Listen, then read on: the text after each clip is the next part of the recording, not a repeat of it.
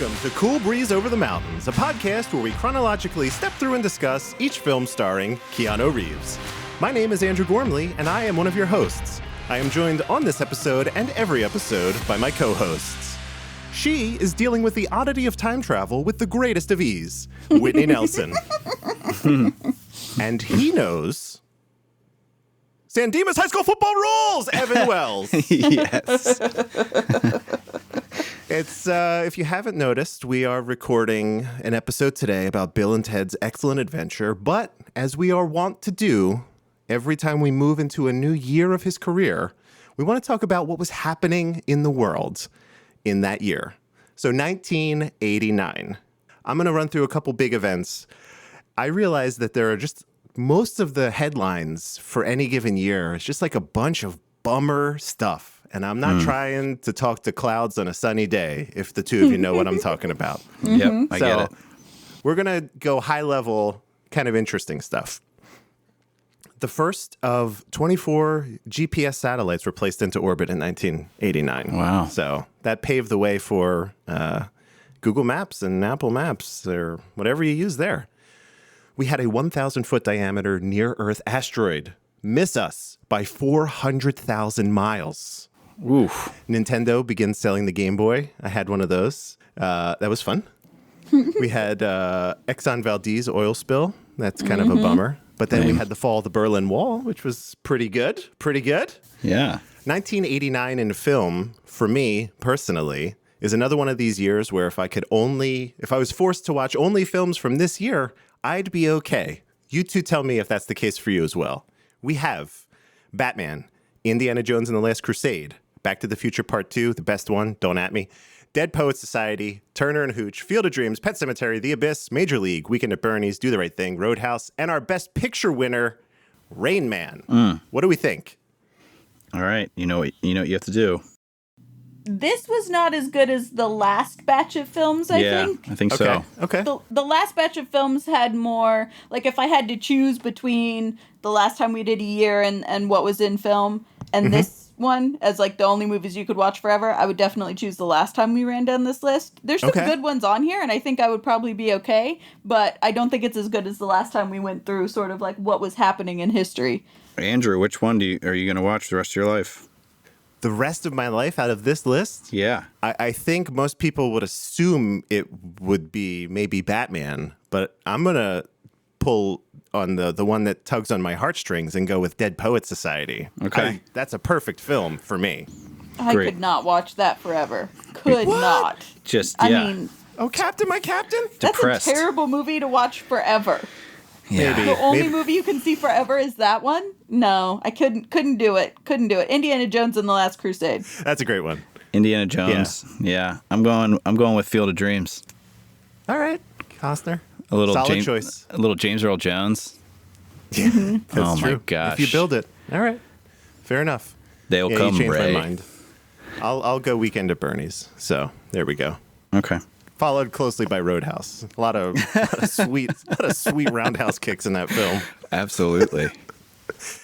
And then on the small screen that same year, we have a couple things that were very formative in my childhood. We had Saved by the Bell, Family Matters, Tales from the Crypt, Baywatch, and The Simpsons. So a lot of interesting television kicked off in '89. Yeah. Yeah. So like we said, we're talking about the 1989 film Bill and Ted's Excellent Adventure. It was directed by Stephen Herrick, who has directed many other films that you know and many that I love. Don't Tell Mom the Babysitter's Dead, The Mighty Ducks, The Three Musketeers, and Mr. Holland's Opus. So this guy, he also did Critters the year before, which was also a really good movie. This guy had a very strong, like, late 80s, early 90s with some of these movies. Like, that's it. And then he kind of fell off the map, but yeah, but he made some big ones. yes, those are like Saturday rewatches for me in my childhood. Yeah. Not the Three Musketeers or Mr. Holland, but definitely the first two. So, co-starring alongside Keanu in this film is Alex Winter, George Carlin, Terry Camilleri, Dan Shore, and many, many others. We are back, Whitney, at a movie that has critical and audience reception and I am in awe of where we are. Do you want to talk a little bit about the reception here? Yeah, so the critical reception is 78%, which is much higher than I thought it would be for the kind of movie that it is. Yep. Yes. And the audience score is 75%. I would never, ever have guessed, if you asked me to put my life on whether the audience or the critics would review Bill and Ted's Excellent Adventure better, I would never have said the critics. I'm right there with you. I was not suspecting, even after rewatching it, because we have established that. So I've seen this, but going in, I did not look at any of the reviews before. I just wanted to see the movie. Yep. And I would have pegged this squarely in, like, as far as critical, probably the 30 to 40% range for critics. Oh, I wouldn't have put it that low, but I certainly wouldn't have put it. I actually probably would have put it around 65, probably. Yeah. Okay. All right. That's what I would have guessed. But I never would have guessed, like, whatever you told me the audience was, I would have assumed that it was higher than the critics across the board. Because this is not something that I felt like would be better critically received than by the public at all. Right. Yeah. We have a quote here from Variety, and this is just Variety staff, not attributed to any one person. So Reeves, with his beguilingly blank face and loose-limbed, happy-go-lucky physical vocabulary, and Winter, with his golden curls, gleefully good vibes, and bodacious vocabulary, propel this adventure as long as they can. I think that was pretty accurate. Yeah, I had thoughts around the vocabulary as well. Like I also have thoughts around the vocabulary. It was great that they like weaved a pretty good vocabulary into these guys that were otherwise, kind of just these bums. Like it was perfect. It was a great juxtaposition. Well, I actually had a problem with it because I don't feel like teenagers that have that good of a vocabulary are that bad at school in general when they pick up those kinds of words. I actually had the same problem. It reminded me a lot in places, and they're nothing at all alike, but Buffy the Vampire Slayer is not at all like this. But those are also teenagers, and several of them do not do well in school, and all are incredibly articulate and have crazy vocabularies and that have a very unique, like, language styling. And it reminds me of that too when like Xander is doing bad at school in Buffy the Vampire Slayer, and I'm like, that's just not how people who do bad at school talk. Yeah. Like, I understand the building a world and creating a sort of language, and I definitely appreciate in this movie the fact that you have to do that for the characters and what you're doing. But also, I think the fact that they were so articulate with some of the words that they used that they would not be, like, flunking out of high school bad at school. Right. I know that the movie positions them as... It's actually tough to see how the movie positions them, because you're like, okay, clearly they're failing this class, but everything else you see, they pick up everything pretty quickly. So that's my thing. So looking at the reviews, I watched it and I was looking through, like, both critical reviews and user, like, audience reviews, everyone keeps talking about how dumb they are and how stupid they are and how, like, airheaded and blah blah blah, all of these words that people keep using. And this is a case of, like, look what Bill and Ted hath wrought, and I'm used to everything that has come since. But when you look at, like, Always Sunny in Philadelphia or Dude, Where's My Car or any other thing where you're talking about the humor is based on the people being stupid, they don't ever catch on, and that's what makes them stupid. Even, like, to me, it's much more like Michael Scott in The Office, where, like, by the end of The Office, he has caught on to certain things and he still doesn't see the world the way everyone else does, which makes him Michael Scott. But, like, he's at least grown a little bit and matured a little bit. These guys have picked up on everything that's been thrown at them. Yes. They are pretty intelligent people. I just don't think they care about school. But, like, everyone keeps talking about how stupid these guys are. And maybe when this is the first of a long line of your protagonists are idiots, it was notable then, but I think now it doesn't play as them being that dumb, and it really made me angry, all these reviews that I was reading, because these guys are not stupid. Yeah. They are problem solvers. They absorb whatever's going on. They can repeat it later once they understand it. Like, They're just focused on the band. These guys have an intelligence. They're just too focused on the band. But it makes me angry that everyone is like, these guys are idiots. Yeah, I totally agree. Their interactions and the way they, within the span of, what essentially is 36 hours, pull it all together. Yeah. Very, very smart dudes. So we had one other user review here from Erica F. Rewatched this recently for fun. Totally still works in every way. Goofball comedy with the main character's charm, apologizing for how campy everything is. Apology accepted. Good late 80s teenage sci-fi adventure. They don't make them like this anymore. Good movie, good execution. I picked that because I'm pretty much right on board with Erica there. The thing that I want to talk with both of you about, if you'll indulge me for a moment, I will. is time travel. Yes. This movie, it hurts my brain a little bit when I think about it. And it's because it's a causal loop, just like Terminator, where everything works out for them because everything already has worked out for them. Yep. So it's just like, I don't get me wrong, I love time travel movies. And when they pull it off, they're delightful. But I'm thinking, aside from Terminator, you have 12 Monkeys, Back to the Future to a degree, and Looper. even Looper, Interstellar. Like, there are movies that's like, oh, it works out because it worked out. Yep. So you have to assume that the future is the present. So do you think too much about that when you're watching a movie like this, or do you just sit back and let it wash over you? So I think that there are points where I am taken out of it. Interstellar is a good example. I was taken out of Interstellar by how absurd the time travel seemed to me.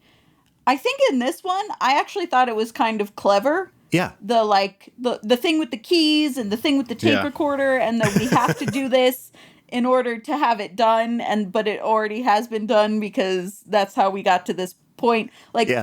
I think that they did it in a clever way. I don't think that they just sort of wrote it off as, it's time travel. That's why it works, Because I feel like there's a thing in Doctor Who where at one point, I believe David Tennant, when it's his incarnation of the Doctor, he's like trying to describe, like, write off the time travel confusion. And he just says, time travel, wibbly wobbly, timey wimey. And that's it. And then they just kind of move on from there. And that's not a good enough explanation for me when I'm stopping to ask, like, wait, what's happening here? I never stopped in this movie to ask, wait, what's happening here? Because I felt like it was clever enough that even though it is a paradox of this has already happened, but it, like, when did it start in this causal loop? Yeah. Another example, and this I didn't realize at the time, but when I was reading reviews, someone had a big issue with this, was Rufus never introduces himself. They introduce Rufus to them. Huh. And how did they ever learn Rufus's name? Because Rufus's name is, like, maybe, I think, said before in, like, the chamber before he goes back. But the first time that they hear this dude's name is from themselves. But when did they hear that? From themselves. And so, like, that's a big issue for some people, apparently. Yeah. I had less of an issue with the stuff like the keys and the whatever, because I feel like the keys thing could be worked out on the fly. And I feel like it's actually a good example of these guys not being stupid, because the second that they're like, wait, we have a time machine, how do we get the keys to break these people out? And it's like, well, my dad's keys have been missing, so I don't even know where they are. And he's like, wait, what if we go back to 2 days ago and steal them when we know where he has them? I feel like that's something that people could do, even if it creates this sort of time travel paradox of we've already done it, so now we're going to do it kind of a thing. Yeah. The keys have always been missing. Exactly. That sort of being able to logically get to that step on your own independently and then having it be part of the causal loop totally flies for me. It happens because it already happened, never flies for me. Huh. And so, like, the Rufus thing bothers me, but that I didn't notice it at the time. That's literally only I knew it because I was reading a review and they were like, Rufus never introduces himself to the kids. So, like, how do they know his name? Because they walked out of the phone booth and they're like, hey, Rufus. Right. Okay. Yeah. That's that is one of the more interesting parts of the movie that they kind of make an offhanded joke about too. It's pretty fun. Ev, are you? How do you feel about time travel in this regard? I loved it. I thought it was really cool how they wrote it in there. Kind of what you guys are speaking to, but I got in my own mind for a second. I get taken away because I easily get sidetracked, and I was just thinking, oh my God, they have to remember to do that every time. Right. And so I'm thinking, you know, yeah. But I'm the thinking, thing is, they only have to remember to do it once. right. And They don't have to remember to do it every time. They only have to remember to do it once. see, now I'm gonna I'm gonna melt Sorry, down as I try to figure it out. Is that too Jeremy Bury me for you? Yeah, Yeah. I'm done. Unbelievable. Yeah.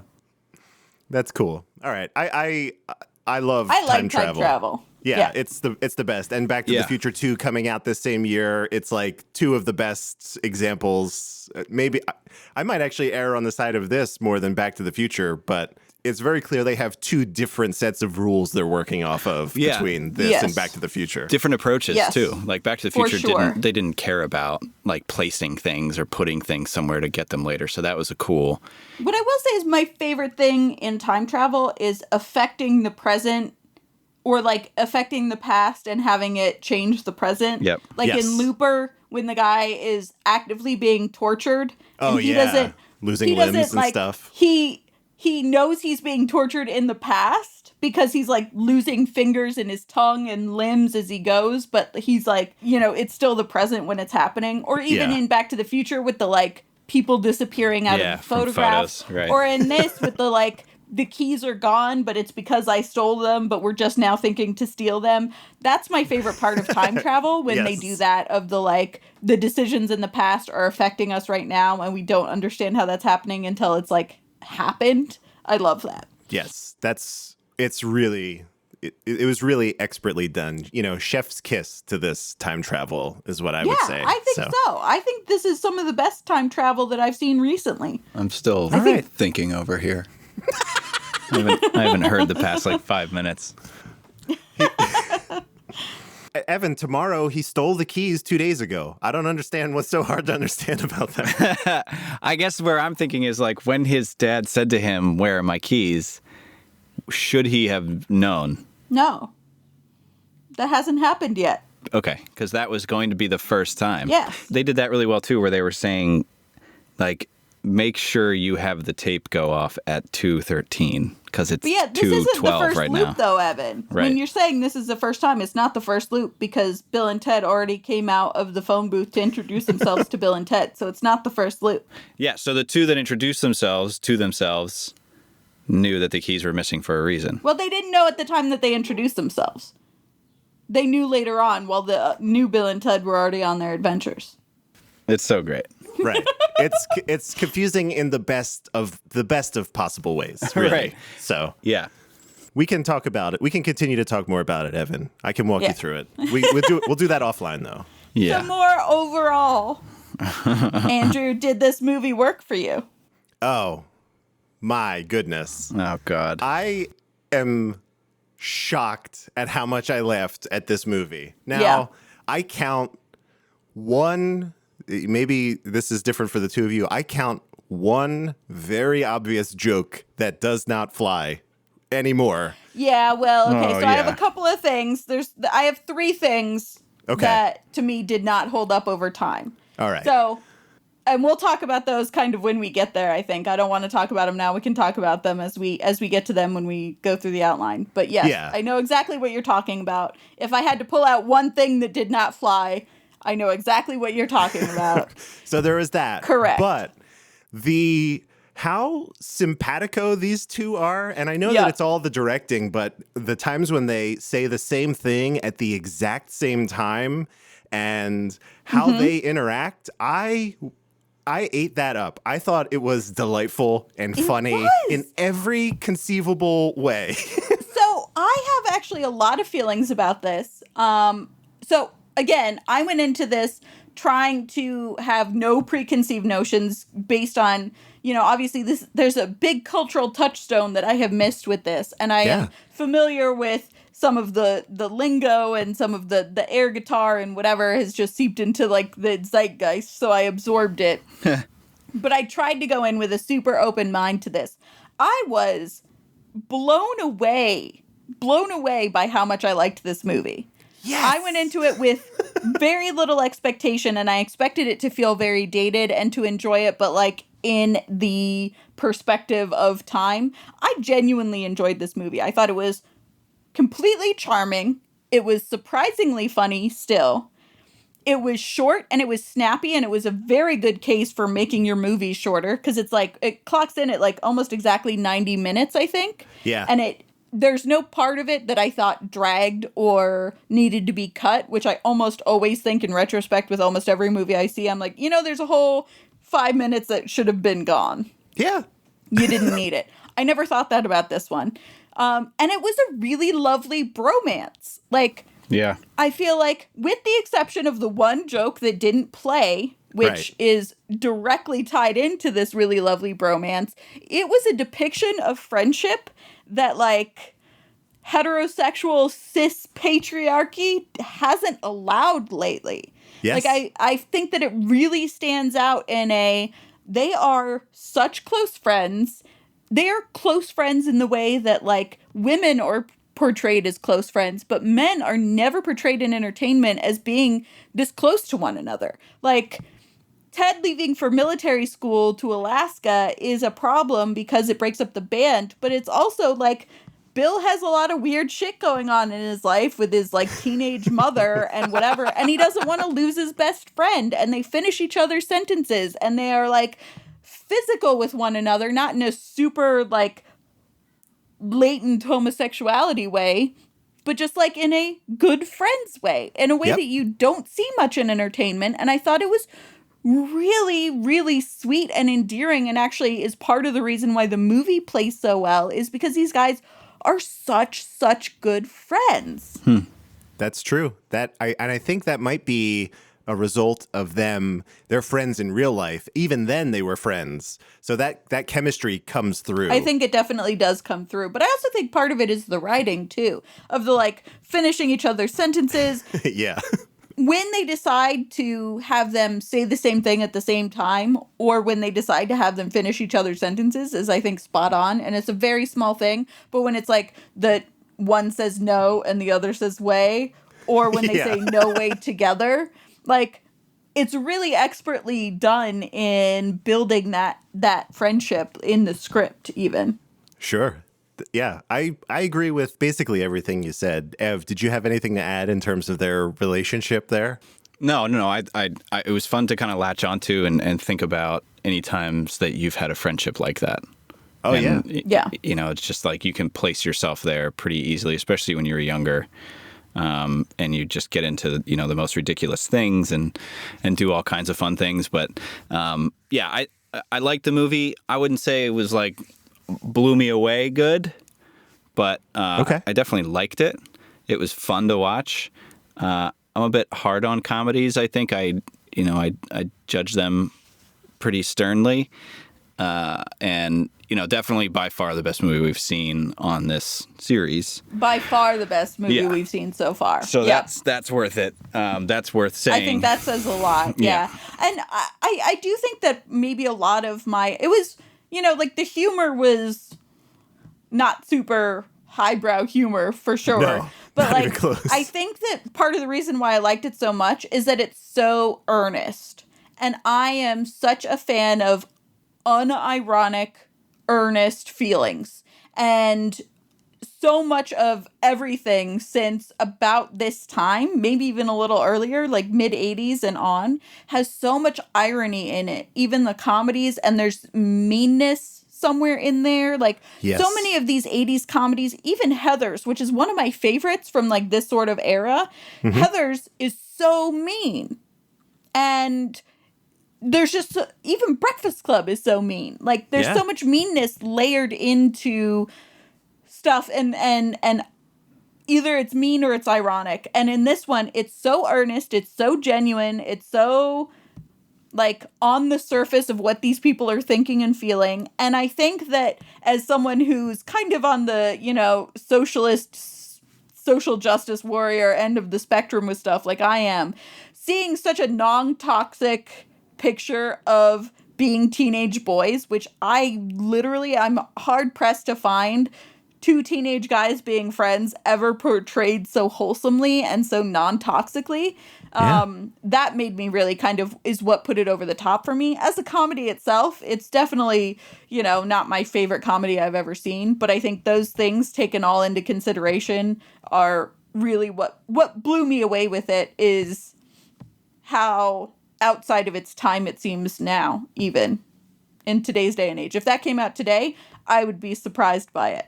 And that's even in the current climate. I like what you said about how earnest it is. You might be able to describe this movie. It's probably apt to say that this is the Keanu Reeves of movies, even, really. Yes, I think it is. So everything that we read or hear about him tends to point to the same kind of attitude about life. So it's like, oh, this all worked out for him, really. Yeah.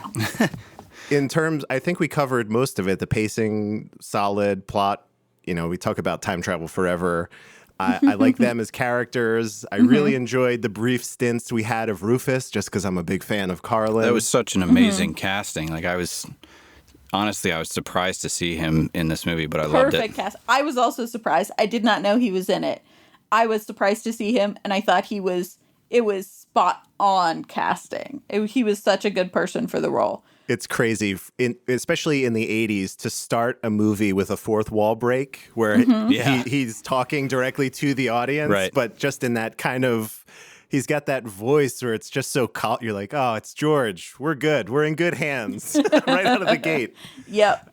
I was reading for Pop Quiz. This will not be a question, clearly. I'm going to tell you the answer. But they were actually courting Sean Connery for that role. And it didn't work out. I could see that. It feels to me like a role that was written for someone serious. Yeah, that's basically what they were going for. And then, but then the fact that George Carlin is in it, that it's so much better. Like, it feels like when you just look at the straight dialogue of what he said and what the actions are, I could totally see them having the narrator of the movie and the impetus for everything happening being someone more like Sean Connery. Although it's weird to think of Sean Connery in 88.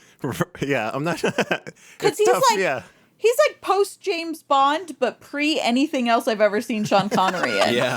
In 88. I kind of wanted to see Carlin do at least a couple jokes, though, because I can't take him out of that frame of mind where he is funny. I don't know if we were meant to laugh at him in a serious role, but I couldn't get out of the frame of mind of him as a true comedian. Yeah, he has, for me, one of the scenes is there's a moment and he looks directly at the camera in response to something that Bill and Ted say, and I lost it because it was just the look that he gave. Yeah, it was he definitely great. doesn't. He definitely plays a straight man. He doesn't have lines that make him that are due to George Carlin. But I do think that he added comedy to the role by just being George Carlin. But I think as far as line reads, they didn't give him anything extra.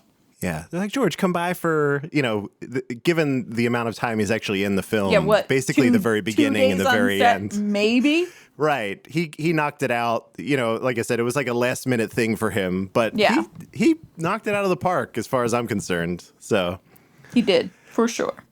As far as the technical parts of this movie, I thought the cinematography was really cool. A lot of neat camera moves. They did some interesting stuff with wide angle lenses and cutting between different angles and lenses and depths of field that I think really helped tell the story in a way I was not expecting for such a straightforward comedy. Right. It's always refreshing to see stuff like that.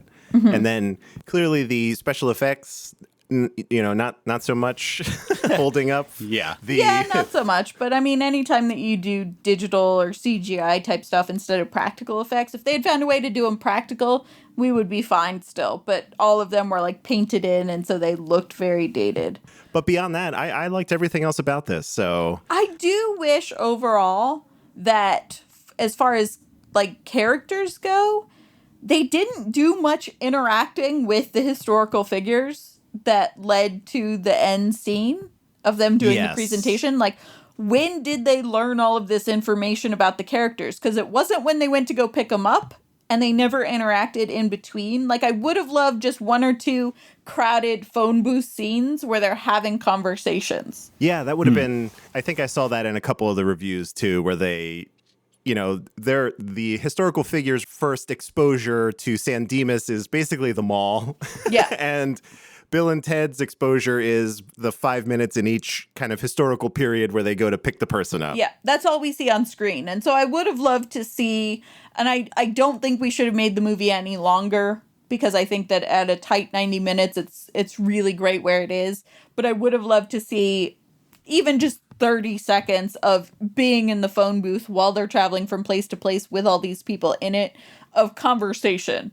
Of like, so who's your dad, or how did you get to where you are, or whatever. Even if the historical figures didn't answer, just seeing that's the only thing that I think as far as like technical stuff with script or plot or editing or anything that I would have liked to see in there to explain how they knew so much by the end about all these people. Because everything that we see on screen is not them learning anything about anybody.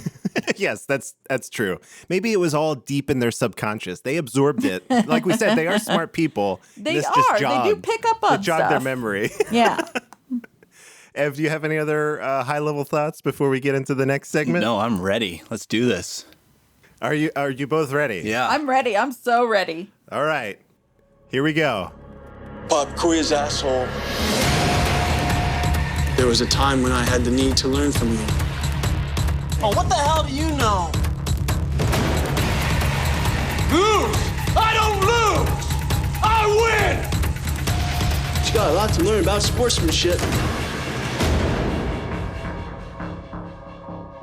Welcome to my new favorite segment, Pop Quiz Asshole.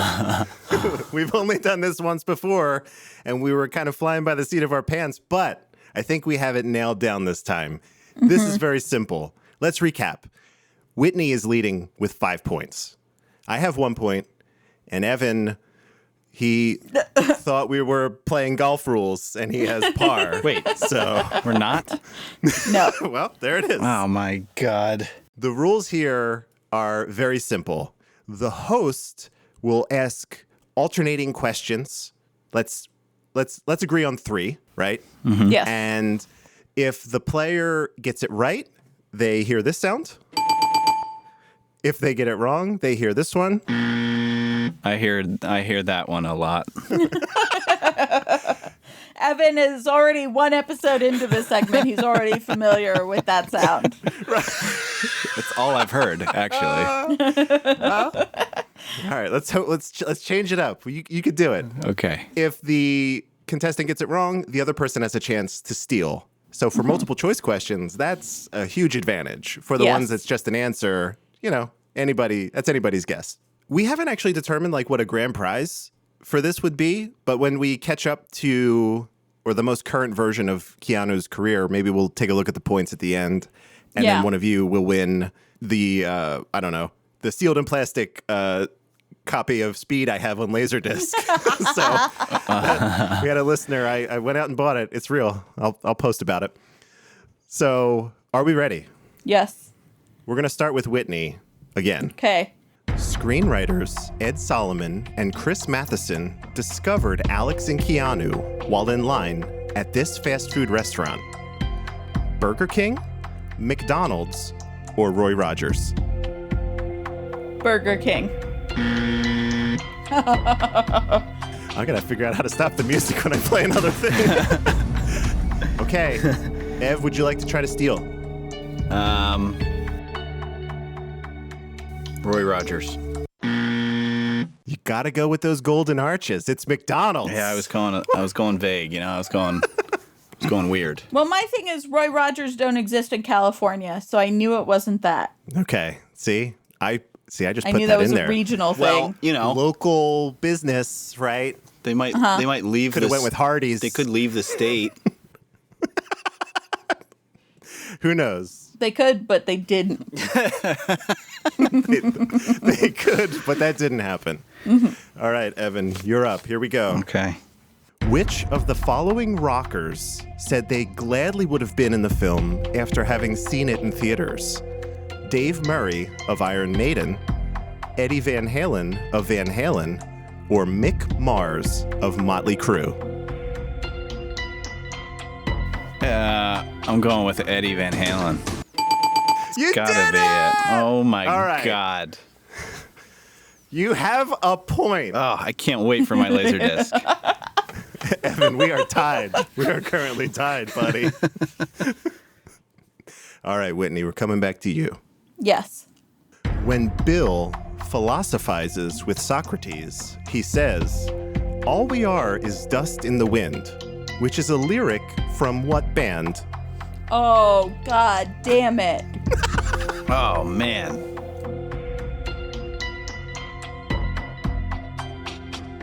Oh, no. Yes.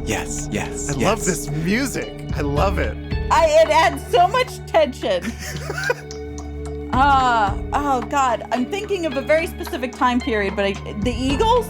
I can't think of the rest of the song. Yeah. Evan? Kansas. There you go.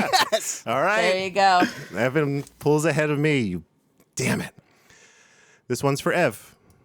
Footage from this 1956 film based on the work of Leo Tolstoy is used to introduce Napoleon. Whoa.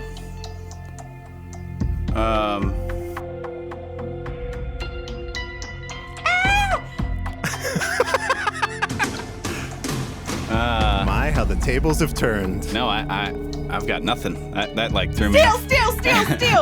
All right, so wait for Evan. Thank you. Okay, but Whitney's gonna steal. War and Peace. Wow, nice. Amazing. Good work. When you see that section of the war happening, that is literally from the film War and Peace. They didn't even. That's awesome. It's crazy. Okay, we're back to Whitney. I think this is a good one. All right. These two actors, who were in final consideration for the roles of Bill and Ted, ultimately went on to act alongside each other in the 1992 film Encino Man. Here, it's multiple choice. Oh, wait. Okay. Encino Man. Yeah. Was it Brendan Fraser and Pauly Shore? That Brendan one. Fraser. Wow. The first Go one? ahead. Read the other answers. Yeah, that's it. It was either going to be some combination of Brendan Fraser, Sean Astin, and Pauly Shore. But you nailed it. First I one. would not have guessed Sean Astin in any of those roles. Like, as soon as you said Encino Man, I was like, who is in that? I can't see Sean Astin as either Bill or Ted, but I could see Right. Pauly Shore and Brendan Fraser as Bill and Ted. I mean, I'm glad they weren't, because when I think about it now with Pauly Shore and Brendan Fraser, I don't That's think I funny. would have liked that movie nearly as much, but Sean Yeah. Astin just doesn't fit. Perfect. All Sean right. Astin is all Goonies and Lord of the Rings for me and nothing in between. well placed. Well placed. All right, Ev, this one's for you, buddy. Including Bill and Ted, there are 10 people in the phone booth by the end of the film. The current world record for most people fit in a phone booth is 16, 25, or 32.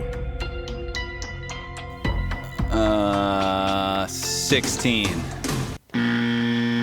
Wow. Whitney, would you care to steal? Wow. It was 16, 25, or 32. That's correct. I'm going to say 25. That's 25 men in a phone booth. obscene. Yeah. I hate that. I knew it was more than 16 because I've done some research into phone booth stuffing as a fad for a whole What? other thing that I've been doing. Yeah, I've been doing a thing about weird fads and like swallowing goldfish and all kinds of stuff. But yeah, I knew it was more than 16, but I would never have guessed 32. So that was definitely a guess, but I definitely didn't know the actual number was that high. I would have guessed more like 20. Incredible. All right. I have a bonus question for both of you. So you both you have all the time in the world to pick your answer here, but this is a tough one. But you might get Okay. it, but it's a tough one. It requires some other knowledge. Here we go. Is it first to answer? No, you can both get a point for this Oh. if you choose the same answer. It doesn't matter. Okay.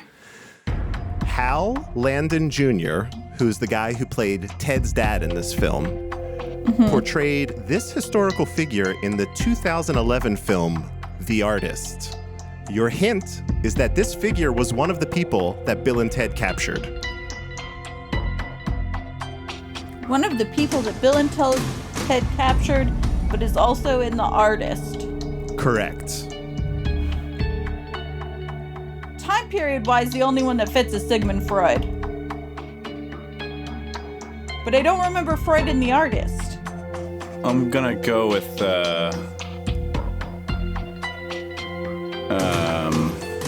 Napoleon. Okay. And Whitney? Sigmund Freud. Okay. I don't know how to do this. Evan. Whitney. Oh, okay. It's Napoleon. So, yeah, that's I have to figure out a way to do that correctly. But yeah, so there it is. All right. Awesome. I don't know. I wasn't keeping track of the points. So we'll have to go back and listen. I think I have Evan 25 now. Oh, is that right? Yeah. Oh, God. Yeah, I did really well. Whitney has 6,000 points. There were some Yeah. multipliers in there. Right. Unbelievable. That was Pop Quiz Asshole. I love that segment. It's one of my favorites. One of my favorites. I'm looking forward to a time when Andrew is not the one giving the questions. Yes. And That's see going to how be it next happens. week. Get on the board. Finally, Yes. Evan. I'm gonna Evan's going to be in charge Watch of out. stumping Gormley. Do it. I have to buzz myself. That'll be interesting. Remember, I have the soundboard, so I have the power. So let's do our deep dive into this excellent adventure. Yes. Now, a motion picture so grand, so magnificent, and so vast, it spans 7,000 years. No way. Yes way. But it starts with Bill I'm Bill S. Preston. Who was Joan of Arc, and Ted, Noah's wife. We're in danger of flunking most heinously tomorrow. a force from the future, Can we go anywhere we want at any time? You can do anything you want. is putting history at their fingertips. Let's reach out and touch someone.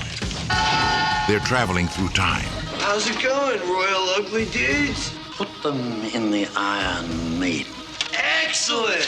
Execute them. Bogus. How's it going, dude? and they're making a big impression. Historical babes. Now they're home Everybody get together, remember who your buddy is. to trash the 20th century. That was audio taken from the trailer for Bill and Ted's Excellent Adventure, and the plot synopsis is as follows.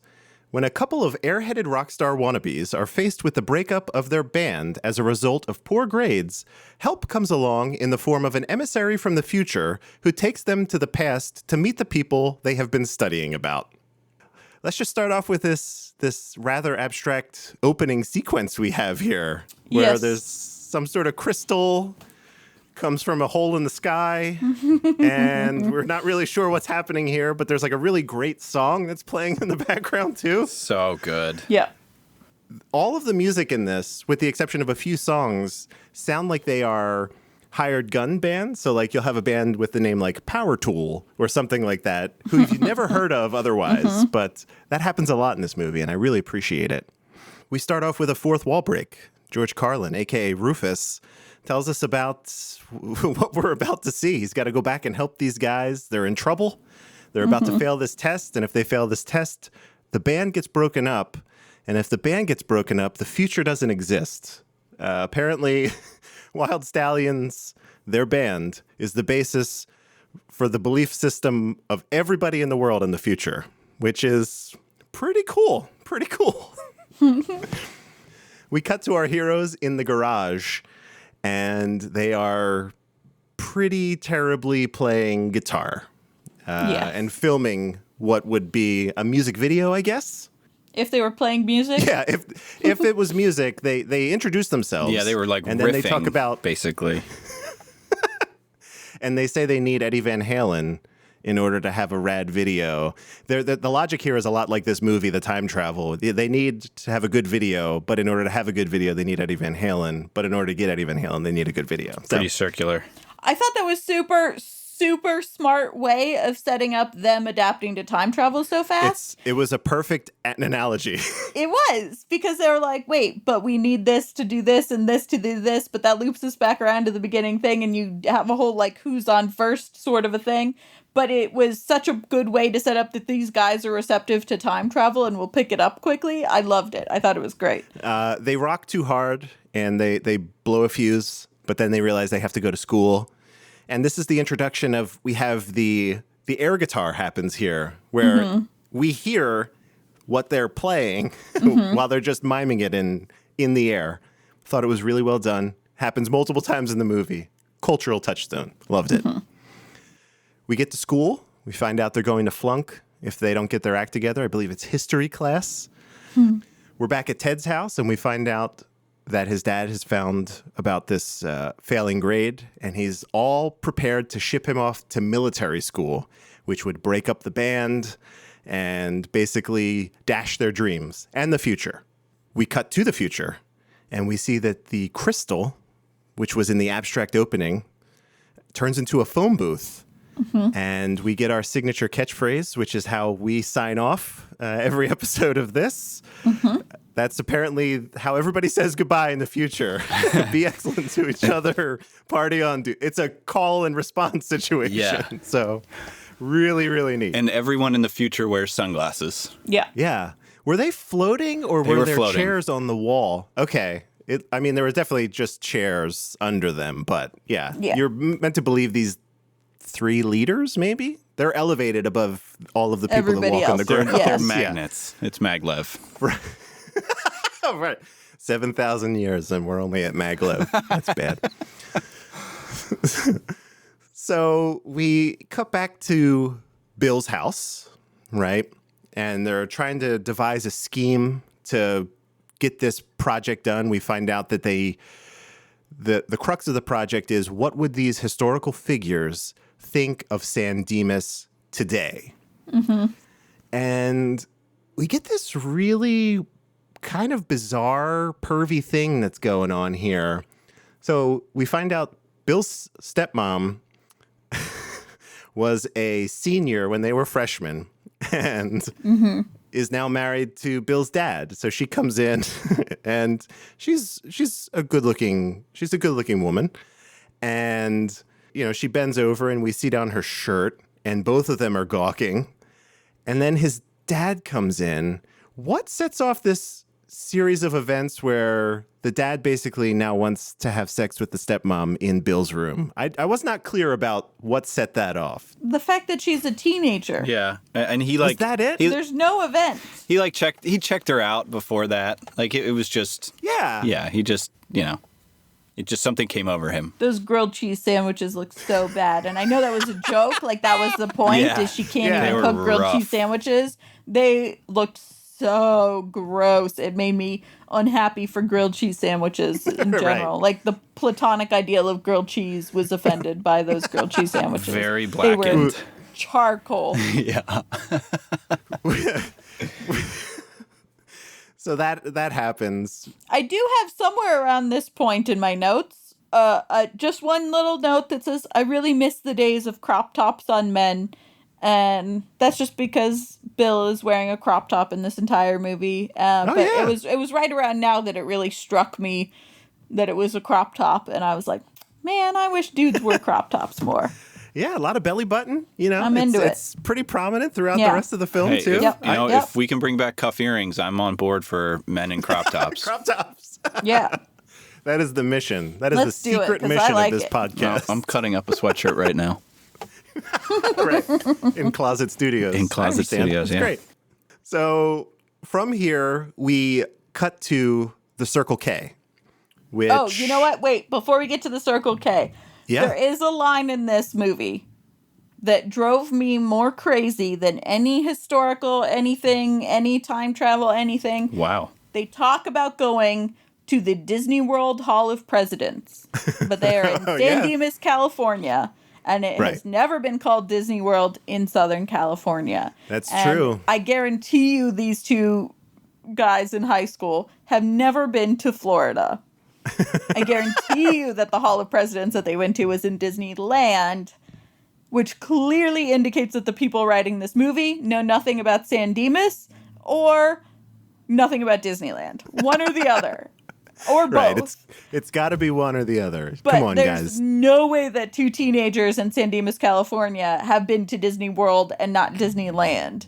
And the Hall of Presidents is the same in both. But that drove me nuts because the second that they said it, I was like, have I totally misunderstood what these characters live the entire time? Because if you're in Midwest or anywhere on the Eastern Seaboard I generally assume that the only place that they've been to Disney is Disney World. But if you are anywhere near California, that's where you've been. When you've been to Disney, you've been to Disneyland, not Disney World. And that line drove me bonkers. It's right down the street, essentially. So Yeah, come it's on. so close to San Dimas. Anyway. Yeah, we don't know if it was a writing thing, line delivery, who knows, but No, it was definitely a writing thing. it's important to note. So Someone who works in California and lives in California should have said, hey, we're in California. Let's Right. Oh. say Disneyland. But they did not. got it. All right. So we're at Circle K, and they are just asking random passersby about the people involved in their project. So they ask about Genghis Khan. They are asking about Joan of Arc and things like that. And we get what, in my opinion, it's a line that I use anytime I see a Circle K. The phone booth comes down. Strange things are afoot Yeah. at the Circle K. I wrote that quote in my notes because I liked it so much. There was a Circle K. This is a local thing, everybody. Sorry. There was a Circle K at Spring Garden in Delaware Ave for the longest time. And any time I passed by it, strange things are afoot. And that's normally true for that exact location, for sure. We get Rufus, the introduction. He's kind of explaining things. And then another version of Bill and Ted show up in the same phone booth from the future next to it. And this is where the Back to the Future rules are out of the door, where it's totally fine to You can't see yourself. Yeah, and explain things to yourself. It's great.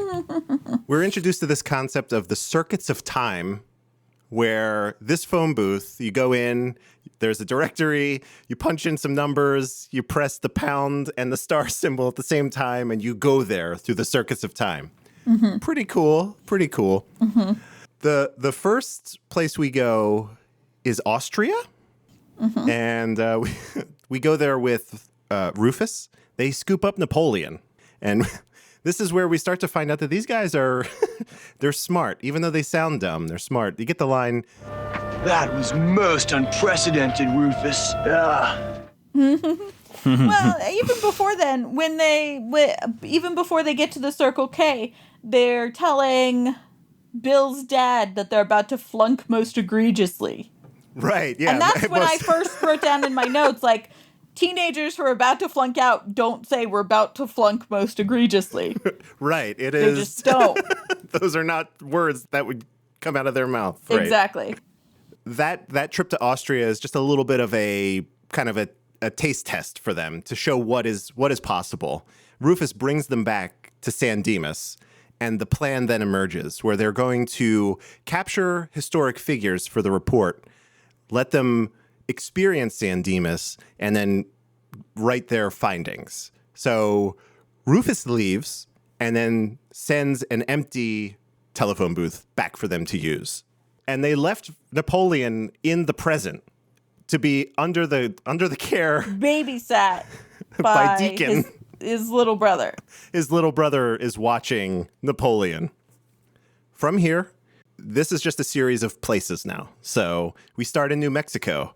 And as Whitney mentioned earlier, pretty lowbrow humor. We start off next to some outhouses. Lots of Pooping. farts. Lots of farts, Yep. right?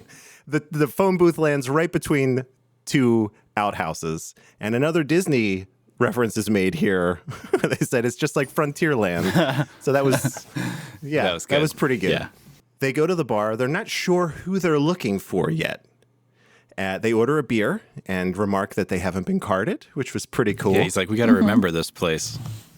Right, we got to pretty remember funny. to come back. Yeah. In walks Billy the Kid, and he needs two people because he's going to be cheating at poker. We find that out in the next scene. A fight breaks out all around them because of this cheating. I thought it was really well done. It actually reminded me a little bit of Airplane. Oh, where yeah. there's a huge brawl that happens on the plane. A lot of people flying all over the place. There was a really great scene where Bill gets thrown down the bar and his head goes through the wall, and Ted right next to him. We see some ladies, perhaps ladies of the night on the other side. Ted gets pulled out of the wall, but then he sticks his head back in Yeah. for another look. That was I was good. like, that's nice. That's nice. Suffice it to say, they make an escape. They bring Billy with them. the next place they go is ancient Greece. I'd say we're here for about 60 seconds. We hear Socrates, as they call him, philosophizing in ancient Greek. And they connect with him through, just like in Pop Quiz, the Kansas lyrics. All we are is dust in the wind. That really sets Socrates off. He's in. He's going to accompany these men on their journey. Great. Yeah, so as you might expect in time travel movie, there's a good amount of anachronisms. Excellent. And I kind of pulled some of them. One of the ones that pulled up here for this scene was that all the buildings were in stark white, which is kind of how they look today. Yeah. But actually back in 410 BC, they would have been in bright colors. So they would have been painted in an almost multicolor. So that was a bit of an error. And then... Wait, you're telling me this movie isn't accurate? And then, no, that's what's fun about this movie, right? Yeah, but it's the best. Also in the scene, there's a line where he says, like, the sands of the hourglass. But an hourglass wasn't invented until the 8th century AD in Europe. Whoa. So Okay. those are just two that, there'll be more, but two that related to that. I look very forward to those, Evan. Good. I love anachronisms. But the thing that started to irk me here and then kind of throughout these little thing, but the phone booth would always land right near the person that they needed. Yes. And I don't know if Yeah. that's because in their like directory it would say like go to where, you know, Abraham Lincoln is, or if it was just go to this time period. But I was like, How accurate is it? right. I just Well, they were looking people up in the book. Like Sigmund Freud was one of the people in the book. okay. So if they were looking up people, because I know at one point it was like they were looking up Mongolia, and so I just didn't really know. But if it was people, then that's a whole other thing. Anyway.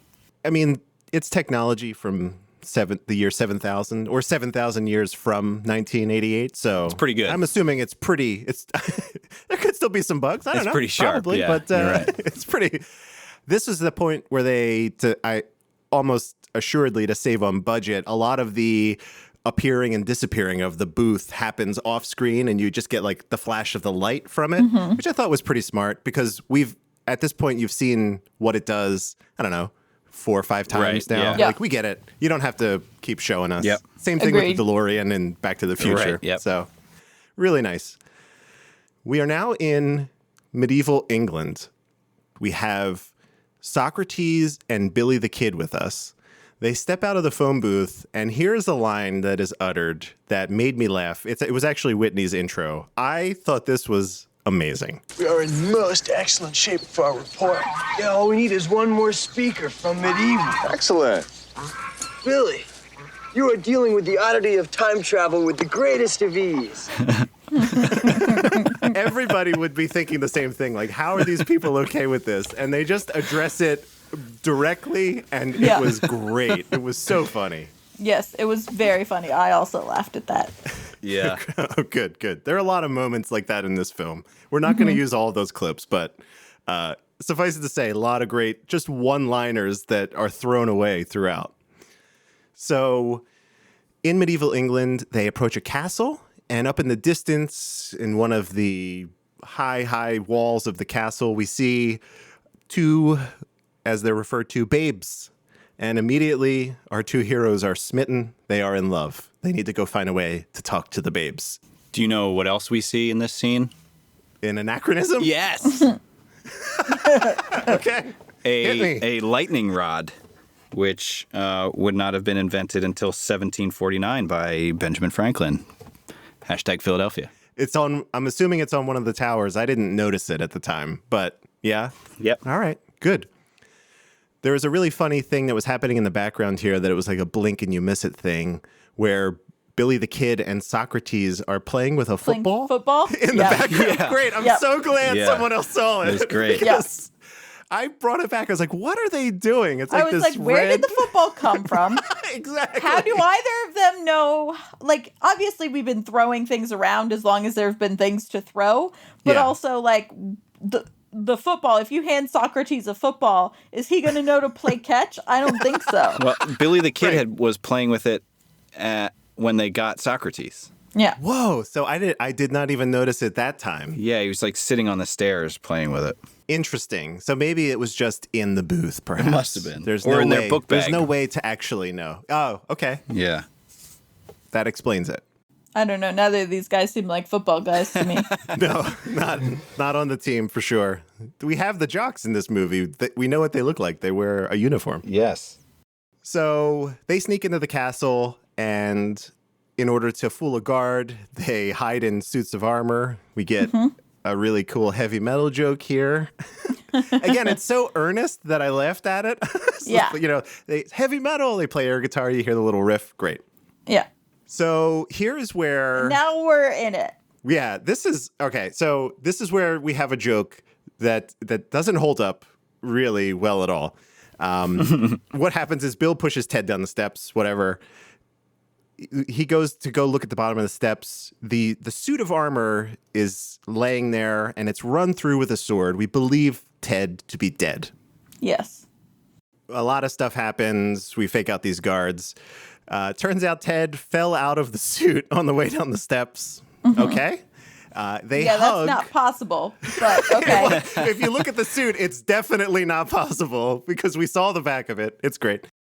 They hug, and then they separate really quickly and just pardon the language, just quoting the movie. They at each other say fag. You know, with a little bit of stank on it, right? Yeah. But then they just go about the rest of it. So that is, not great. And I think even more so than it not playing because it is a movie that's dated and that's never like we would never use that kind of slur now in a movie.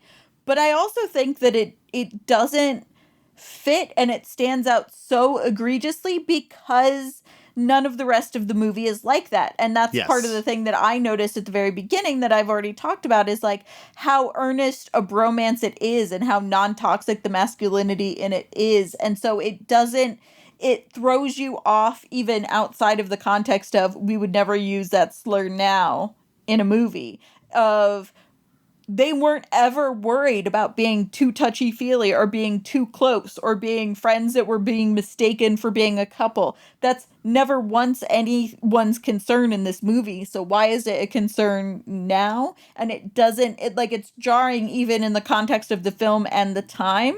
Yeah, I agree. Even if it's not ever something that's okay to say now, like even at that time period where you could say it in movies and people said it and there's multiple movies of this era that are like happy-go-lucky, family-friendly movies that have that word in it. But like, it just didn't make sense to me because up until now and everything after now, they are so close and they are so not worried about being considered gay, and it like that part of it never even enters into their minds, let alone like the social context. So it was just super, super weird and upsetting for me.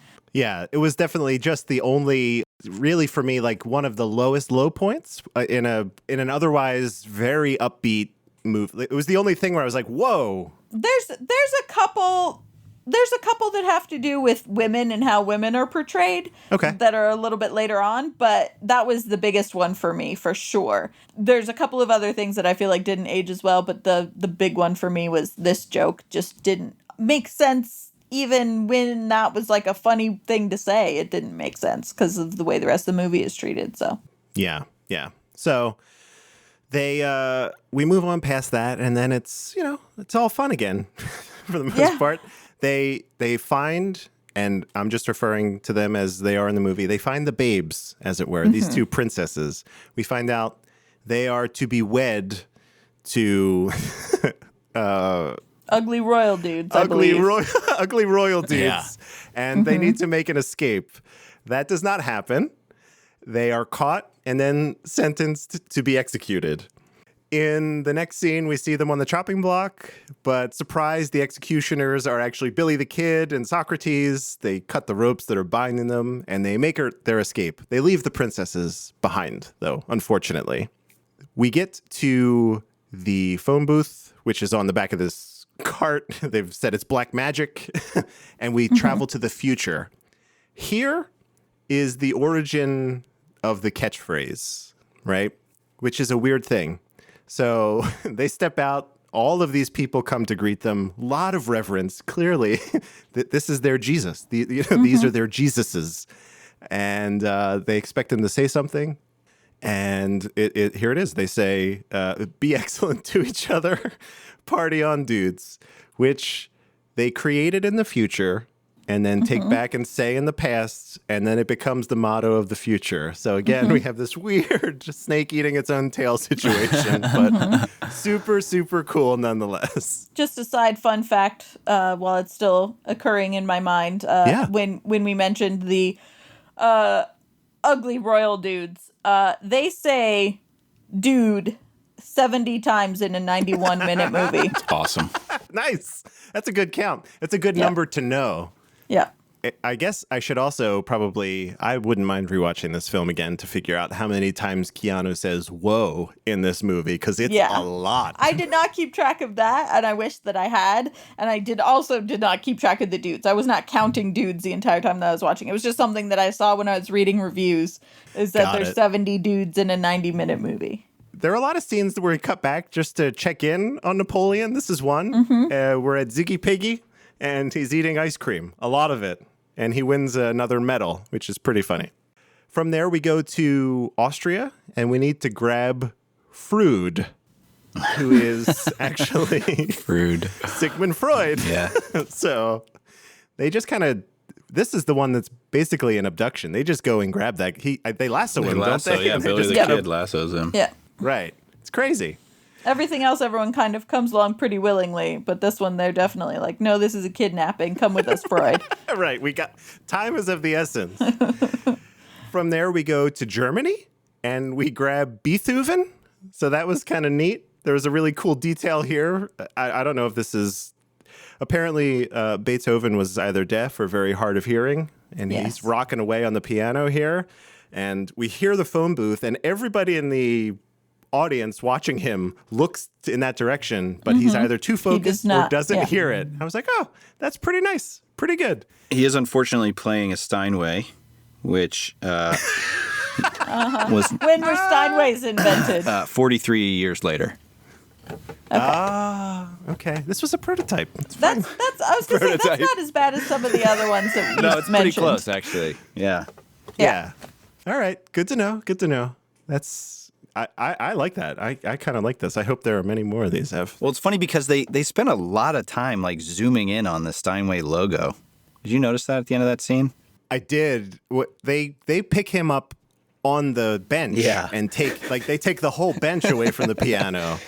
And then it's like a shot of the keys and the logo, which you're right. And it just lingers on it for a moment. You're like, what's going on here? Product placement. Sure, it had to have been. Yeah. Which was, a plug for Steinway. I'll take it if that's what it took for this movie to get made. Steinway doesn't have many options or opportunities to be prominently featured in a movie, so I'm sure they were like, hell yeah, we'll put our logo all over the place. Right. Executive producer. In Bill and Ted. Target audience. Yeah. Steinway. Oh, okay, good. All right. From Germany, we go to France, and we see this young woman with a sword, and she kneels down and begins praying, and her prayers are answered, I guess, by Bill and Ted. The phone booth opens in front of her, and a hand is reached out for her. I guess she assumes this is the sign she's been looking for. She comes with them immediately. I got a real strong Winona Ryder vibe from that actress there. Yeah. I don't know if either of you picked up on that. But yeah, I don't know if she has a word in the entire movie, to be honest. She does not. Yeah, so that's a Bechdel fail right there. Yeah, no, that was one of the things that she says something in French at one point later on, but she does not say a word of English. I think even Napoleon says one or two things, even though he does. In English, yeah. So, all right. From there, we go to Mongolia, and we're getting Genghis Khan. I believe that's a pretty accurate portrayal of him as someone who just eats and then decides that he wants to have sex with somebody and forces himself on her. So he was a bad dude. Very bad. I actually just learned a fact about Genghis Khan that apparently 1 in 200 people can in one way trace their lineage back to him procreating with very many different women. Is that true? Wow, that is That's a lot. 1 in 200? Yeah, that's what the fact was. I didn't fact check. Wow. I'm not going to. If you read it on the internet, it's probably true. So Right. That's what they say. That's the common turn of phrase. If you read it on the internet, it's probably true. it's gotta be. It's gotta be. So we grab Genghis Khan, and we're checking back in on Napoleon in San Dimas. We find him cheating at bowling. This is interesting to me. He's the one keeping score. You assume he's sitting at the scorecard there. Bowling is, if you have not been exposed to it ever, which I assume he wasn't, that's a very difficult game to keep score of because strikes and spares. There's a lot of math going on there. Yeah. So I think he was doing a great job, all things considered. I think they did a good job of like subtly representing Napoleon complex in this, like for almost Yes. all of his scenes. Like he was always trying to one up and trying to be a bigger person. And I thought that was really good and well done. Subtlety. He makes a fool of himself by throwing a gutter ball and then also going down the lane a little bit. At that point, Deacon and his friends decide to ditch him, so he is now on his own, Napoleon. We are now in San Dimas at, I believe it is 1 million BC. So, and the phone booth is broken at this point. We find out that the antenna is all busted up, and we need to fix the antenna. You see Bill's up there. He breaks a piece off. The solution is bubble gum and tins of chocolate. I'm not really Chewed sure. by every person there. Pretty funny. Right. Everybody has their own piece of bubble gum that they chew and spit out and put into a ball. When it gets to Keanu, fearlessly, he brings the ball of gum with To his everyone's face, saliva yeah. to his mouth. And I was like, Yeah. wow, well done. Well Lot done. of Yeah. trust. But I think it was Trust like all of these people. I think it was pudding. Was what they were eating. Was it pudding? It was Okay. pudding and not chocolate. Yeah. Got it. Okay. So they rig the antenna with these tins of pudding, and I mean tin because they really were metal, and fix the rest of it with bubblegum. And then, unfortunately, we see humans, which did not exist in 1 million BC in California. Oh no, we are the anachronism? We Unbelievable. are, yes. Or like Neanderthal, something similar, but none of those in Right. 1 million BC in California. Okay. Also, there was no All right. California. So, but you get it. Well, yeah. All right. Yeah. It's very different landscape overall. It's crazy. We travel to San Dimas present day, and this is the beginning of the loop that we saw. Strange things are once again afoot at the Circle K. Yeah. Except how come the number we dialed for San Dimas brought us here instead of to tomorrow, Rufus? Because in San Dimas it is tomorrow, William. You have to dial one number higher. Oh, yeah. Thanks, Rufus. And you better hurry because you don't have much time. What do you mean, Rufus? We got 10 hours left. You got 2 hours. Ted, you forgot to wind your watch again. And after you reminded yourself not to. Well, I better remind myself again. Ted, don't forget to wind your watch. Thanks, Rufus. Catch you later, Bill and Ted. That conversation made more sense this time. The gonads, dude. That conversation made more sense More this sense time. this time. Yeah. It was I love perfect. that. So good. So good. This is the part for me where they do the check. What number are we thinking? And they all say 69. 69. Dude. Yeah. This is where Rufus looks at the camera, and I lost it because he's like, "Oh my god!" I can't, like he's almost in disbelief that these are the people that they worship. Yeah. It's pretty These are funny, the leaders of the free world in the future. right? We have a chore montage where essentially they cannot proceed any further in the story until the chores are done. So every one of the historical figures takes a chore to do. Yeah, it was Ted's It was house. pretty funny. Okay, Ted's house. He can't leave until all this stuff's done. No, it's Bill's house because it's Bill's mom. That's right. They all go there as a rally point, and what we're doing now is looking for Napoleon. He's the last piece of the puzzle. We need to find Napoleon, but they can't do that. Without the car, without someone driving them, and that's Bill's mom. Right. So there's that. Pretty And funny. she says, do your chores. And so then Genghis Khan is learning how to clean a toilet. Right. Not before drinking water directly from it, which was pretty, it was pretty good. Yeah. Here's our Napoleon check-in.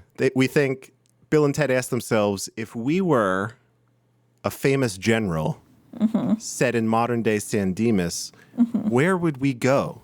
And it strikes them that they would go to Water Park. Yep, that's, of course. Obviously. Of course.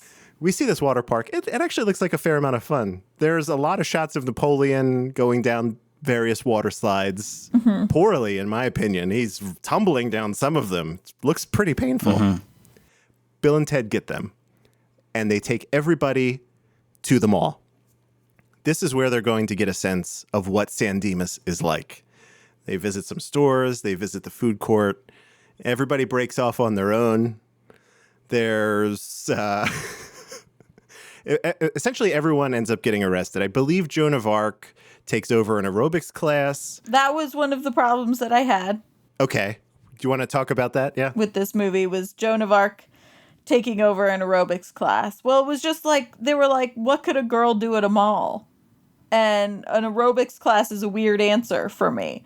Like, there's a lot of things that Joan of Arc could have found to do that were, I don't know. It was just like their explanation later at the end when they're like, because the whole report is about what would these people from the past think of San Dimas now? And so every single person that they talk about in their report is what they learned in San Dimas and what they will take back with them to the past. And for Joan of Arc, it's aerobics to train her troops. And I think that's such a far stretch for Joan of Arc, and it was just like an 80s thing of like what women do. Yeah. That it just really bothered me. It just stood out to me as something that they were just like, what do women do? Aerobics. Let's have her do that. I feel like there's something way more like what Genghis Khan did. Like, I feel like something like that would have been perfect for her, where he's in a sporting goods store and he starts seeing all the sporting goods stuff as weapons. That's something that Joan of Arc would have been much better at. Or Joan of Arc being in like the food court and seeing all the neon as signs from God. Something like that. Like, there's something that they could have done that would have been funnier and also would not have been as overtly sexist as what they did. And so, yeah. Absolutely. Should be worth noting, written by two men, directed by a man as well. So there is that. Yeah, so like Whitney said, everybody is this the part? Does Billy the Kid fire a gun in the mall? Yes. I think I remember that. Yep. So that's why he gets arrested. With him is Socrates, who I guess is just arrested by affiliation. I like the kind of buddy cop thing that happens from the very beginning and kind of lasts throughout of Billy the Kid and Socrates being bros. That would be, I would watch that movie as well. As I long as would it had that too. same upbeat tone of this one, I'm in. Yeah. Yeah, suffice to say, everyone gets arrested and taken down to the police station. So at this point, and maybe for the past maybe one or two locations, we've been cutting back to the school where these presentations are actually taking place. And in the back, we have very conveniently placed is a clock and then a sheet of paper with everyone's name and presentation time. Bill and Ted, of course, the last presentation at 2:45 p.m. And at some point, they get marked off as an F. Without them, it's like they're not going to show up. It's going to be bad. Mm-hmm. We are in this interrogation scene at the precinct here, which features Bill's dad. He's is it ever established what his rank is? No. Captain, lieutenant? He's a detective, maybe, something. Real hard-ass kind of cop. He asks Lincoln what his birthday is. Great. Someone's questioning Freud, and he responds by asking the cop to tell him about his mother. Thought that was pretty good. Yeah. We cut back to San Dimas High School, and we get one of the probably the second best presentation, in my opinion. I'm going to play it. Everything is different, but the same. Things are more moderner than before. Bigger, and yet smaller.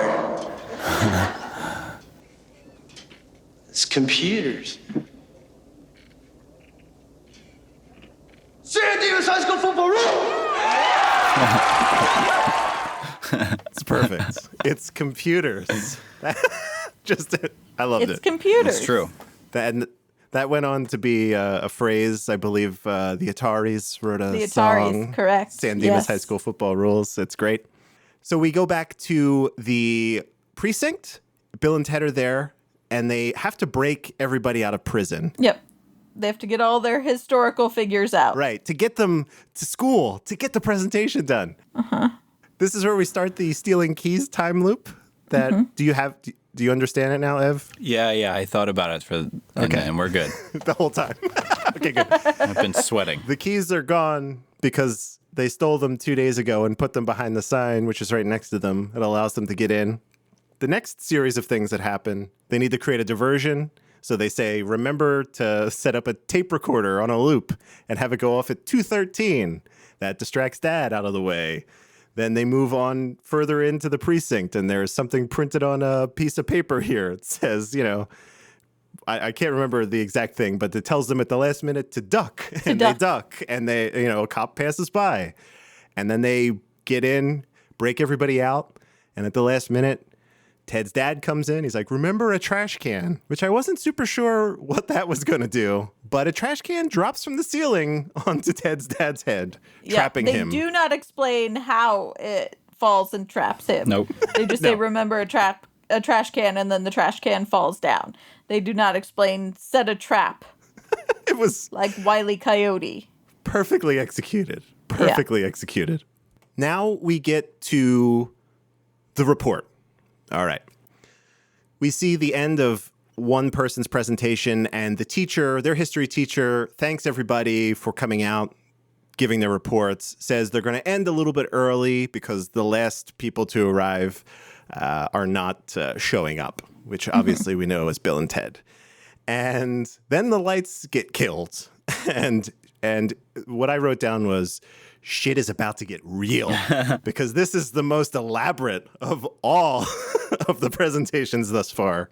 We get a phone booth that appears, right? Yep. Special effects there.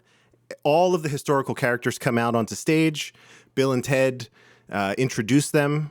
They each go through and talk about what they do with think, talent. Right. What they think to a talent, what they think about San Dimas. Ted is the interpreter for Socrates, which I thought was really funny. Any other standout moments here? I have one, the final one. But did you particularly like anything else that the other characters were up to? I really liked Genghis Khan's martial arts talent performance. Yeah. To show that he was Genghis Khan. Right. Proof. Because it was not like, hey, pillage a bunch of villages or, pull a still beating horse heart out or whatever. They were like, do like a kung fu-y thing with a stick. Yes. There was a moment where Sigmund Freud is diagnosing Ted on a couch on stage, and then he offers Bill the opportunity, and Bill self-diagnoses as just having a minor Oedipal complex. Oedipal thing. Yep.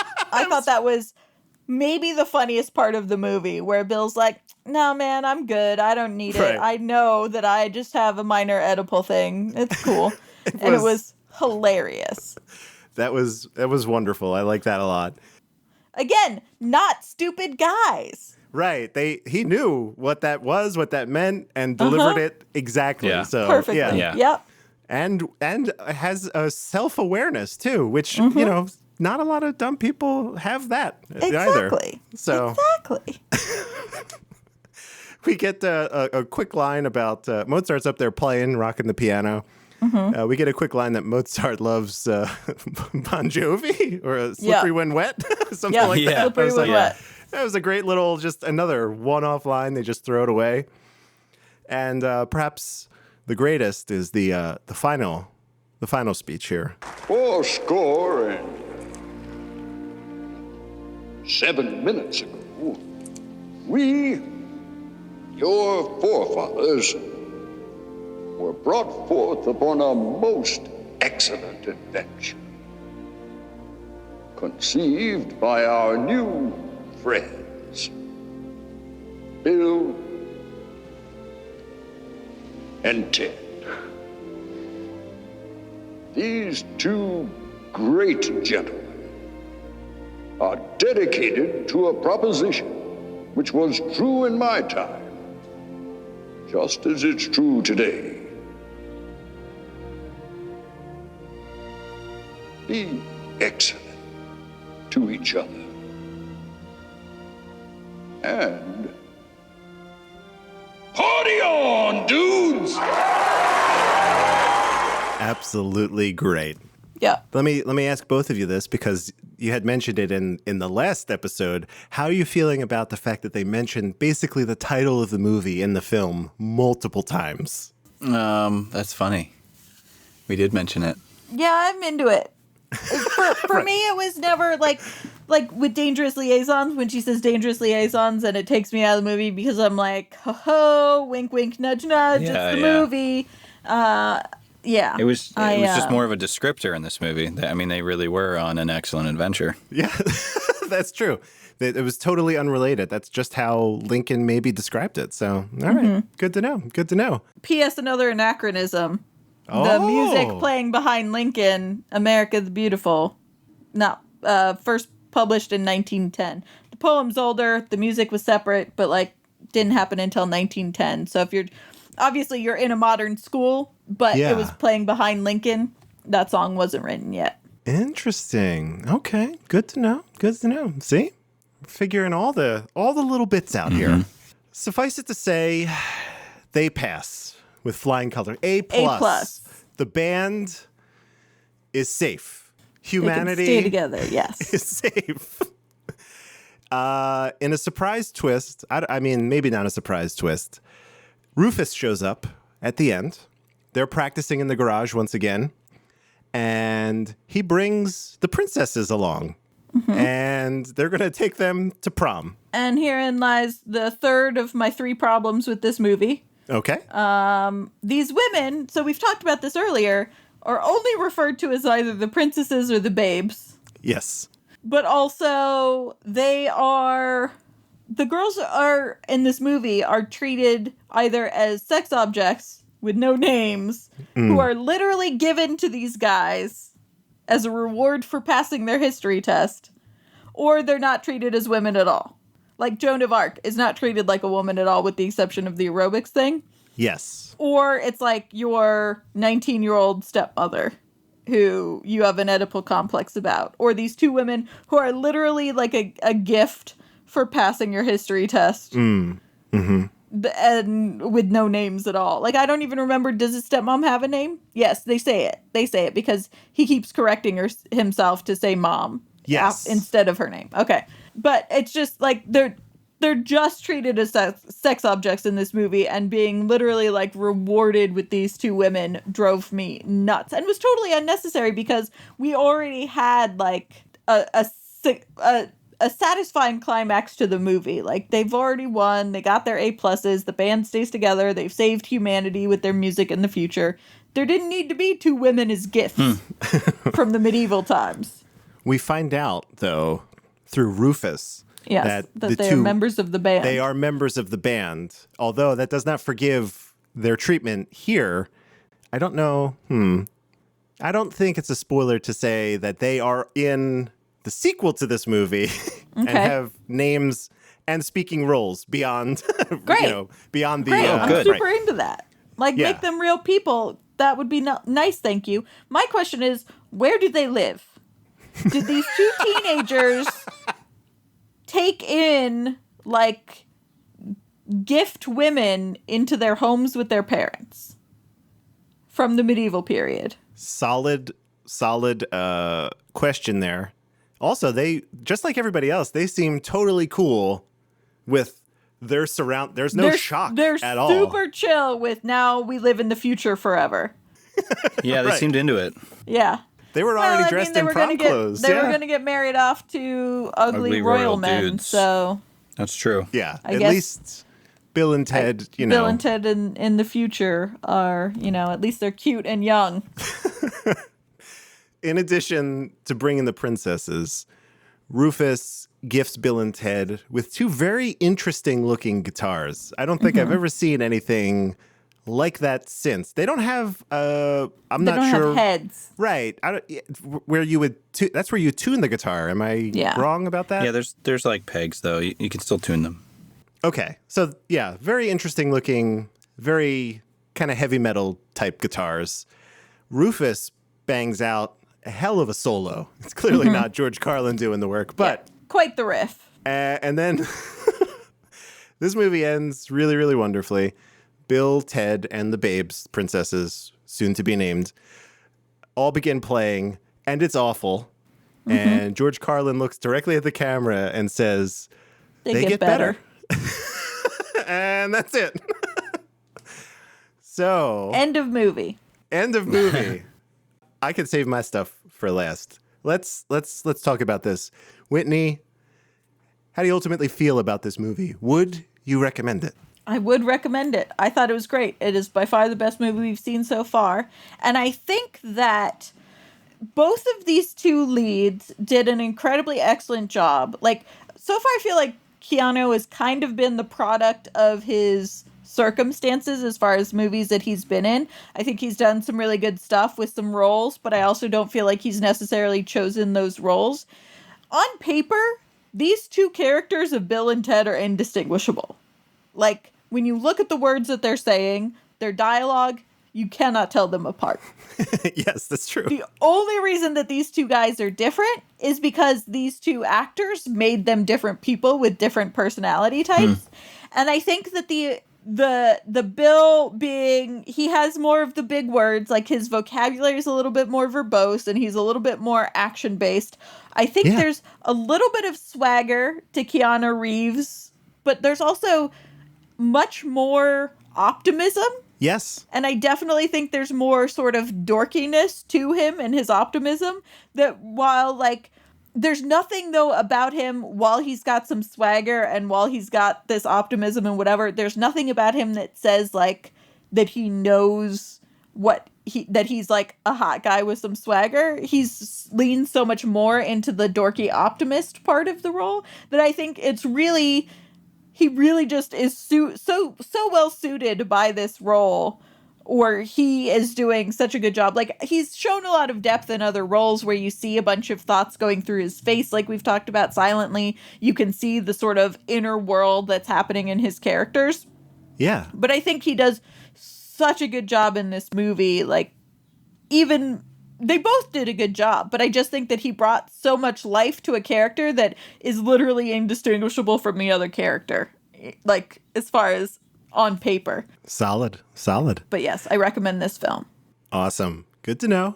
Evan, what are your feelings ultimately about this? Would you recommend it? Yeah, I'll recommend this film. It's funny. It's a good laugh. Again, I think they captured time travel well. I think it's fun to think about. And I thought that the plot was fun too. You know, it's not an overdone plot. You know, you don't really. There's plenty of movies out there where it's like, why is there another one of these? So that was kind of refreshing, and I think it's fun. It stands up to the hype for sure. Awesome. I don't think it's any surprise that I highly recommend this film. I really loved it start to finish. I can't believe how well it holds up. Yeah. A lot of humor from this time does not. It falls completely flat. But this, even the moments that were not meant as jokes, just their interactions are funny. They just work really well together, which I guess explains why everybody has been clamoring for the third movie, because assuming that they can at least hit this baseline now in their career, the third movie is going to be awesome. It's going to be really, really fun. I'm looking forward to the second one, which is I think 2 years later. So we got a little bit before we get to it, but see where we are there, how they progress, and what you two think of them at that point. But highly recommend it. And now finally, where does this fit into your current rankings of Keanu films? It is the best movie we've seen so far. Yeah, top. All right. I think we all agree. There we go. Bill and Ted, number one with a bullet. It's crazy how if you saw everything else, he's like Dangerous Liaisons, River's Edge, Permanent Records. Like, no, it's Bill and Ted. Bill Yeah. and Ted's number one. All right. So next week, Ev will be leading the discussion of a movie called Parenthood. Who among us has seen this movie? I have. I'm pretty sure I have. I know it was a long time ago, and I don't remember Keanu Reeves being in it, so I'm hopeful that I'm not thinking of the like a totally different movie, but Steve Martin is the lead, I think. And if so, I have seen it, but I don't remember anything about it. I'm pretty confident that I have never seen this movie before, which feels like it might be like a pretty big oversight, not for me as a fan of Keanu, but just a fan of movies in general. Apparently, when I listed off the movies of 1989, once again, Parenthood popped up, just like Dangerous Liaisons did back when we did 88. So I'm looking forward to it. Again, I have nothing going in, although I did know that Steve Martin was in it, and I'm a big fan of his. Oh, yeah. So Can't wait. Yeah. right out of the gate, we're like, okay, Steve Martin, very good, very good. Let's bring it in for a landing. You can find our website at coolbreezepod.com and access all of our episodes, list of films we'll be reviewing, and much, much more. You can also reach out to us by emailing coolbreezepod@gmail.com or hitting us up on Twitter at coolbreezepod. If you think this is a podcast you can get behind, please give us a subscription on your preferred platform, and a review would be much appreciated. We'll be back next week, but until then, Whitney, what are you doing on the internet? Yeah, my podcast, Historical Hotties, is my baby, and go listen to us. We talk about the dead people that we fancy, and we do it in different categories. And the most recent one was composer-lyricist duos, and Lindsay and I pitted Gilbert and Sullivan against our guest hosts, Shannon and Scott from the podcast Song Salad, who do Rodgers and Hart. So it's us. Yeah, and it was a really, really fun one. And Scott Wasserman from Song Salad has worked on Hamilton, and he's worked on The Great Comet, and like a whole bunch of very well-known Broadway stuff. And so it's a really fun episode, and I definitely recommend checking it out. That's Historical Hotties, and we are at Historically Hot on all social media. And then I'm also on a podcast called Almost Better Than Silence, where we talk about video games, and a podcast called Myth Takes, where we play Monster of the Week.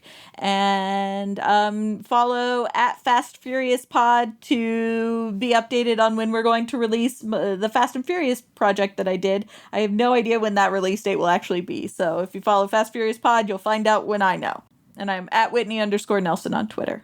Whitney, it sounds like you almost do too much on the internet. Yeah, it does kind of sound that way, doesn't it? It sounds terrible. Speaking of which, Yeah. Speaking of doing too much on the internet. Ev, what are you up to on the internet this week alone? Yeah. So, like Whitney, I'm on a podcast. It's called Cool Breeze Over the Mountain. You can find that on your favorite listening platform provider of your choice. But also, beyond that, I am on Instagram at Evan Acree, and that happens to be the same handle that I use for Twitter, but don't even look me up. It's so bad. And I'm also on an app called Untapped, where you can learn about what beers I have consumed. Lot of fun, whole lot of fun. I do ratings and where I was when I bought it, and occasionally I'll write notes. So every time there's a photo, though. So definitely worth it. Check me out at Evan Acree all over the place on the internet. Amazing. So the Untapped is like a map of your life, really. You can go back and say, this is where I was when this happened, and this is how I was feeling. It's literally just Foursquare for beer. Yeah. Right. But it's cool. Don't try and make it bigger than it is. Either of you. In fact, I think they use Foursquare for like locations. So right. That's okay. We just kind of built on top of. We're like an add-on. It's beat fine. that, Andrew. Where are you on the internet? Oh, boy. So you can follow me pretty much everywhere at Dark Driving. Twitter and Instagram are the things that I check the most. But starting this month, I'm going to be making 2 videos a month on my YouTube channel in an attempt to show off some of the cool video things I've been working on. So that should be pretty cool. If you're interested, it's also youtube.com/darkdriving. That'll get you there. And there's a bunch of other properties that I have on there as well. So check that out. It'll be really fun. I'm not on Untapped, unfortunately. That might be, or maybe I am. I don't know. I sign up for things and I just park my name. I don't want anybody else to have my username. So sometimes I'll just squat. I'm going to go get your name on TikTok before you get there, and you'll have to buy it from me. Son of a, you can have that one, buddy. I know that is not my demographic. So with that, thank you all for joining us. And in the words of Bill S. Preston and Ted Theodore Logan, be excellent to each other. Party on, dudes.